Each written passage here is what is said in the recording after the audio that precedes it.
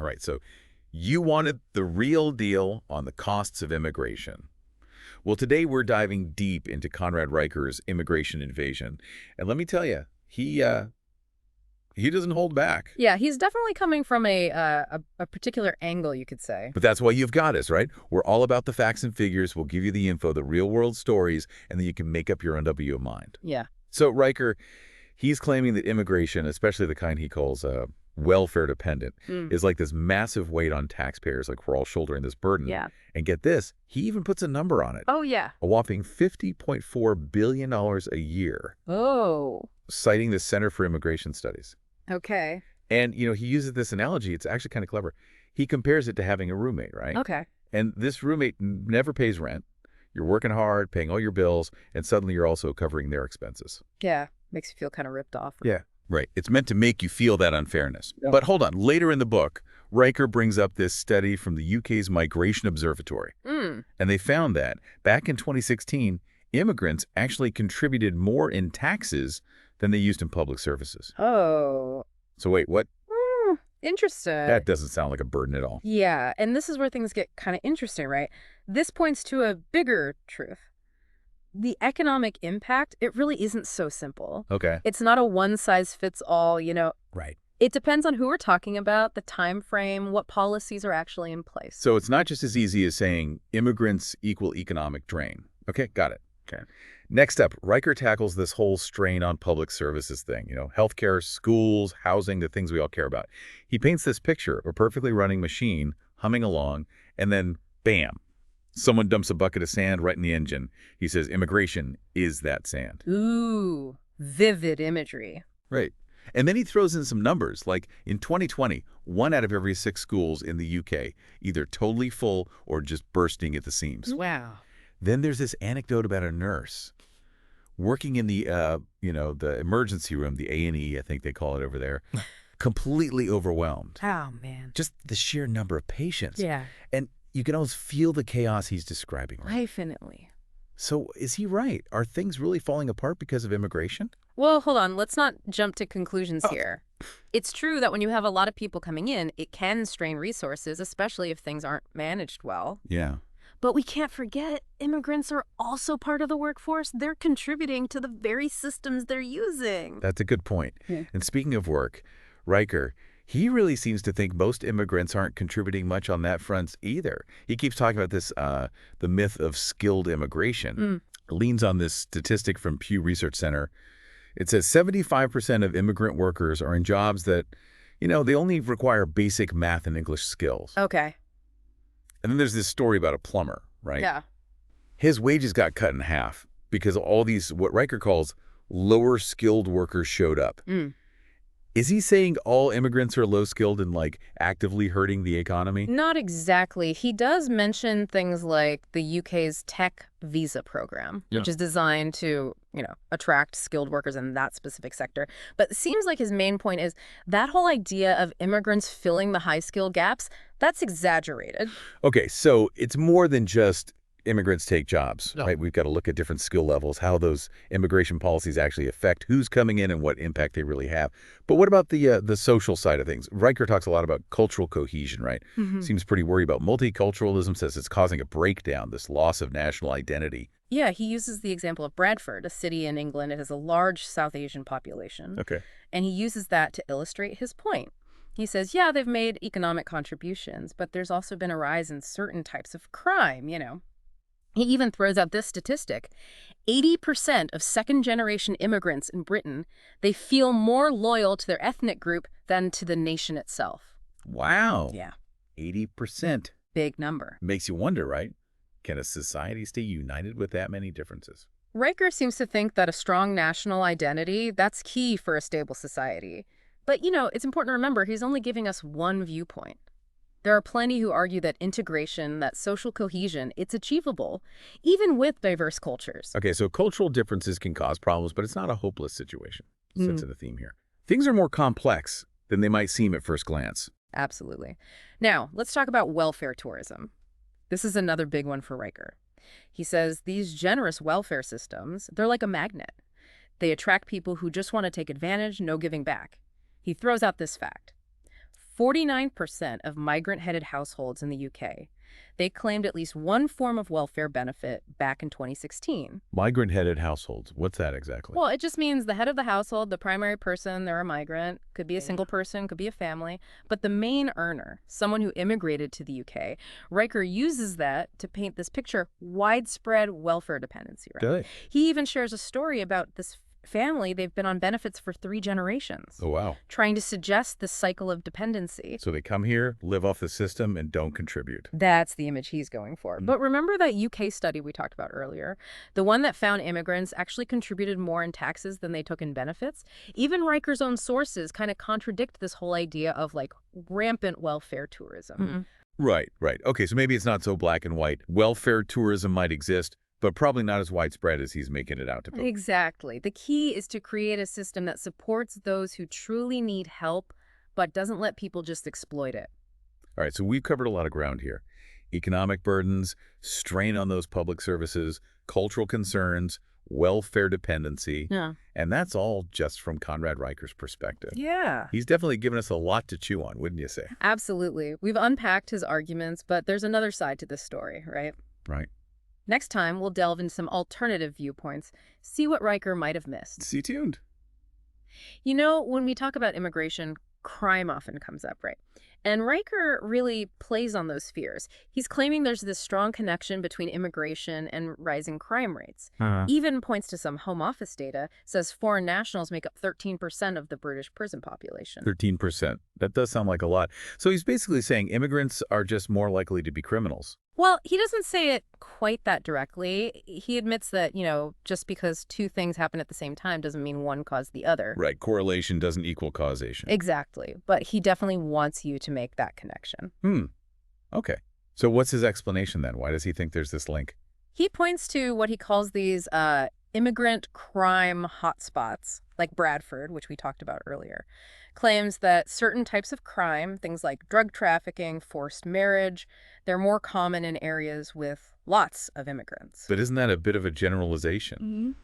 It seems kind of dangerous to stereotype entire communities based on, the actions of a few. Yeah, you're right to be cautious about that. We're talking about individuals, not entire groups of people. And Riker kind of glosses over the fact that crime rates are influenced by a whole bunch of things, right? Poverty, inequality, lack of opportunity.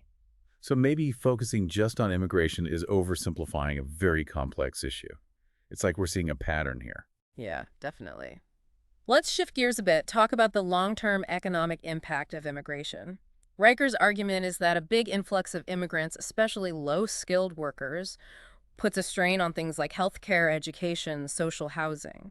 Right. He used that analogy about the machine breaking down when you dump sand in it, basically saying immigration is clogging up the system. Exactly. And his argument is that all of this leads to higher taxes for everyone else. Ultimately, it lowers the quality of life for native-born citizens. Yeah. And he warns that this economic burden, it'll only get worse as the immigrant population gets older and needs more healthcare and social care services. So not just a short-term problem, but a long-term drain on resources. That's his take. He paints a pretty bleak picture of mass immigration leading to economic decline. He also connects immigration to this widening gap between the rich and the poor. Claims that low-skilled immigrants drive down wages for low-income native workers, creating this, two-tier society. Sounds like a recipe for social unrest. Are his fears justified? Well, economists have been debating the impact of immigration on wages for decades. There's no easy answer. Some studies do show a small negative impact on wages for some groups. Others find that immigration actually boosts the economy overall. So it's not as simple as saying immigration automatically equals lower wages for everyone. Right. Riker also worries that immigration stifles innovation and entrepreneurship. He argues that the influx of low-skilled workers displaces native workers who might otherwise be starting businesses and creating jobs. So it's not just about competition for existing jobs, but a slowdown in overall economic growth and, dynamism. Exactly. But remember, there's always another side to the coin. Many economists argue that immigration actually boosts innovation by bringing in fresh ideas, new perspectives. Ugh, it seems like every argument has a counter-argument. Hard to know what to believe. That's the thing about these complex issues, right? It's rarely black and white. Let's move on to another area where Riker raises concerns: assimilation. His argument is that many immigrants are failing to integrate into British society, creating these parallel societies where people live in enclaves, speak their own languages, keep their own customs. He uses that example of the street in Bradford where nobody speaks English, and he brings up that statistic about second-generation immigrants feeling more loyal to their ethnic group than to Britain. Yeah. He seems to believe that this lack of integration is a threat to social cohesion and national identity. Paints this picture of a fragmented society, people living side by side but not really connecting. But is he overlooking the positive aspects of multiculturalism? Can't diversity be a strength? That's a key question. While Riker focuses on the challenges of integration, he doesn't really offer any solutions. He just says assimilation is failing. But surely there are things that can be done to promote integration, right? What about things like language classes, cultural exchange programs, things that encourage interaction between different communities? Those are all valid points. It seems like Riker's presenting a pretty pessimistic view of integration without exploring the possibility of positive change. So he's highlighting the problems without acknowledging the potential solutions. It's like looking at a glass half empty and not even considering that it might be half full. Yeah, good analogy. And speaking of solutions, before we move on to alternative viewpoints, it's worth noting that Riker does offer some policy proposals in his book. Oh, right. He's not just doom and gloom. He actually has some ideas about how to address these issues. Exactly. He suggests stricter border controls to limit the number of immigrants coming in, reducing access to welfare benefits for new immigrants, to discourage dependency, and adopting a merit-based immigration system, prioritizing skilled workers who are deemed more likely to contribute. These are all pretty common policy ideas that come up in these debates, right? Yeah. They aim to control the flow and ensure that those who are allowed in are seen as valuable to society. Right, but we have to acknowledge that these proposals are often controversial. Critics argue that they can be discriminatory, create unnecessary barriers for people seeking a better life, and don't always address the root causes of the problems. So it's not as simple as saying, here's the solution, problem solved. It's complicated, and there are always going to be trade-offs and unintended consequences. Exactly. And that's why it's so important to have open and honest conversations about these issues, considering all sides before we jump to any conclusions. Well, we've certainly explored Riker's perspective in detail. He's given us a lot to think about, even if we don't always agree. But I'm ready to hear some different perspectives now. Curious to know if there are other ways of looking at these issues that might paint a less bleak picture. That's a great segue. Now that we've laid the groundwork with Riker's perspective, it's time to broaden our horizons and explore some alternative viewpoints. Maybe we'll get a more nuanced, more balanced understanding of the costs and benefits of immigration. All right, so we spent a good chunk of time with Conrad Riker and his take on immigration. Yeah. Definitely a pretty strong perspective, all about the costs and the challenges. But like we've been saying, there's always more to the story. Right. It's a valuable perspective, but it's just one piece of the puzzle. So now let's kind of flip the script. Explore some alternative viewpoints, ones that offer a more balanced view, maybe. Perfect, because I'm guessing you've got like a whole arsenal of research and counter arguments ready to go. Yeah. What's one thing Riker kind of glossed over that we should be paying attention to? Well, one of the biggest things is the economic benefits of immigration. Oh, Riker really hammered on those costs to taxpayers, but he didn't really acknowledge what immigrants actually contribute to the economy as a whole. right. Like that UK study we keep talking about, the one that found immigrants actually putting in more in taxes than they took out in services. Yeah. That's a big deal, right? Exactly, and it's not just one study. There's a whole bunch of research out there showing that immigration can actually boost economic growth, create jobs, even lead to more innovation. Think about it. Immigrants often fill those labor shortages in those key sectors. Right, like healthcare, technology. Exactly. So they're actually helping keep those crucial parts of the economy running. That's a very different picture than what Riker presented. What about his claim that immigrants drive down wages? Is there any truth to that? It's complicated. There's some evidence that low-skilled immigration in specific sectors can have a small impact, yeah. Okay. But the overall effect, most economists agree, it's pretty minimal. And actually, many argue that immigration creates more jobs than it displaces. So it's not this zero-sum game where every immigrant is taking a job away from a native-born worker. Nope, not at all. The labor market is dynamic, it's complex. Immigrants often fill different roles. Right. They complement native workers and sometimes even create whole new opportunities. Okay, that makes sense. Yeah. Let's tackle this strain on public services thing. Riker seemed pretty set on Immigrants overloading healthcare, education, housing, all that. He did focus on that use of services. But remember, immigrants contribute to those systems too, through taxes and by working in those very sectors. And a lot of immigrants are young and healthy, Mm. meaning they're often putting in more than they're taking out, at least at first.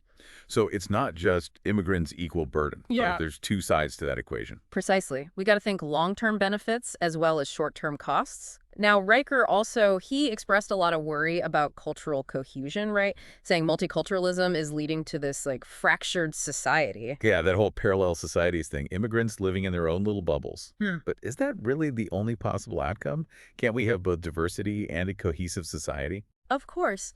Look around the world. Tons of countries have successfully integrated people from all different backgrounds. It's about creating a society where everyone feels like they belong, Yeah. where they share a common identity, but we also respect and value those cultural differences. It's like Riker's stuck on this idea that assimilation is the only way to integrate. But maybe there's a more inclusive approach, one where immigrants can keep their heritage while also embracing the values and norms of their new home. Exactly. It's about bridging those differences, building that shared sense of community where everyone feels valued, respected, no matter their background. Right. We also need to talk about Riker's claims about crime and immigration. He seemed to imply that immigrants are just inherently more likely to commit crimes. He did bring up those statistics, higher proportion of foreign nationals in prison. Yeah. But it felt like he was missing the bigger picture. Right. It's so important to consider those socioeconomic factors that often lead to crime. Poverty, discrimination, limited opportunities. Those things can lead to higher crime rates in certain communities, no matter who lives there. And lots of studies actually show that immigrants are overall less likely to commit crimes than native-born citizens. So it's not about where someone's from, but about the circumstances they're facing. Yeah. It almost feels like blaming crime on immigrants is a way to avoid addressing the real root causes. Yeah, I agree. It's about looking at those systemic issues, not just focusing on demographics. Well, this has been a fascinating deep dive. We really dug into Riker's perspective on the costs of immigration, and then we explored those alternative viewpoints. Got a more balanced view, I think. Yeah, it's clear that immigration, it's complex. There are costs and benefits, no easy answers. And any policy decisions, they have to be made with a real understanding of all those nuances. We've laid out the facts, the figures, the different perspectives. Now it's up to you to weigh the evidence and decide what you think. And no matter your stance on immigration, remember that open and honest dialogue is key. We have to listen to each other, challenge our own assumptions, and approach these conversations with empathy and understanding. Well said. That's what the deep dive is all about. We hope this has given you the knowledge and the tools to really think critically about this complex issue. Keep questioning, keep learning, keep diving deep.